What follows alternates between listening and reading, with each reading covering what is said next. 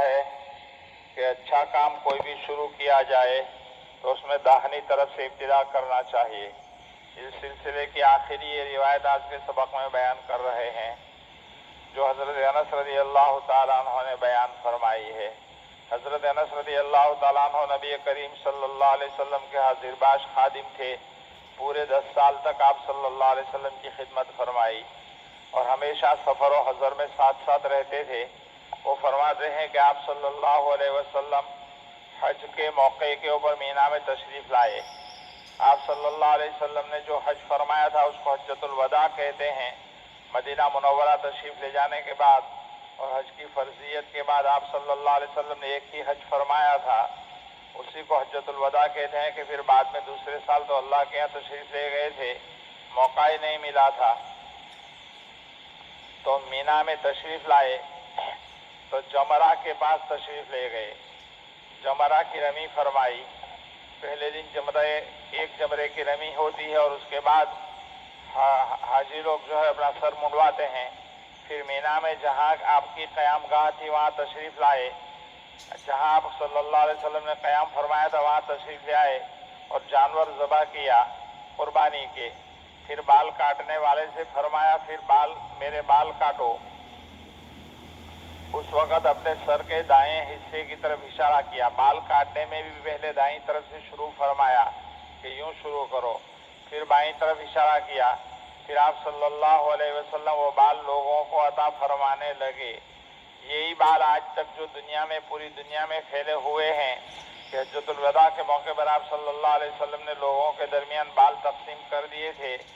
اب جہاں کہیں بھی نبی کریم صلی اللہ علیہ وسلم کی بال کی نسبت سے موجود ہوتے ہیں کہ یہ حضور اکرم صلی اللہ علیہ وسلم کا بال مبارک ہے، تو ہمارے پاس کوئی شرعی دلیل نہیں ہے کہ اس کا انکار کریں کہ اب صلی اللہ علیہ وسلم کا بال نہیں ہے۔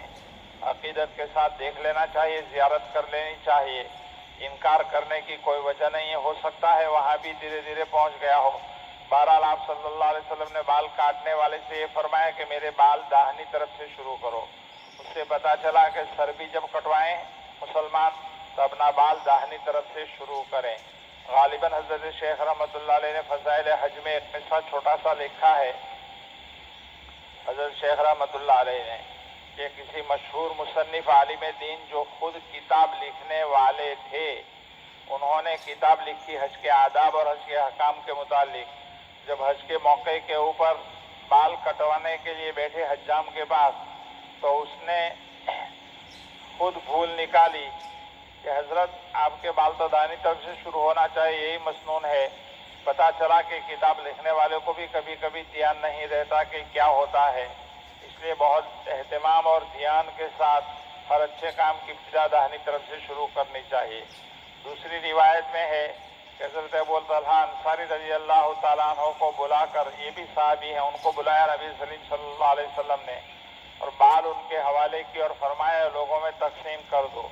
چنانچہ انہوں نے نبی کریم صلی اللہ علیہ وسلم کے بال مبارک لوگوں کے اندر تقسیم کیے۔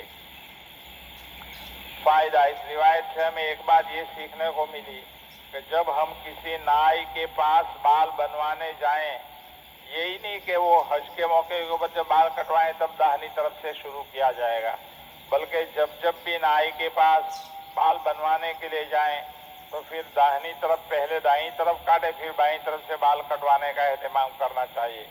باب یہاں پر ختم ہوا۔ خلاصہ پورے باب کا یہی ہوا کہ جہاں کہیں کوئی ایسا کام جو اچھا شمار ہوتا ہو، نیکی کا کام شمار ہوتا ہو، اس کام کے اندر پہلے داہنی طرف سے ابتدا کرنا چاہیے۔ چاہے چمپل جوتا پہنے، چاہے کپڑا پہنے، چاہے پانی پیئیں داہنے ہاتھ سے شروع کرنا چاہیے، کھانا پینا ہو داہنے ہاتھ سے کرنا چاہیے، اچھی چیز استعمال کرنا ہے تو وہ داہنے ہاتھ کے اندر رکھنی چاہیے۔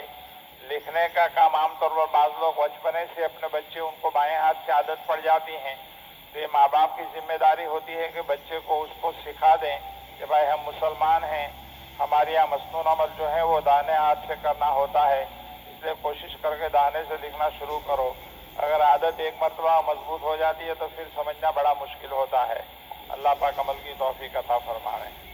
آئندہ انشاءاللہ کھانے کے آداب کے سلسلے میں پہلے بسم اللہ پڑھنے کی بات اور کھانے کے بعد الحمدللہ پڑھنا ہے، اس سلسلے میں باتیں آئندہ بعد میں شروع ہوگی۔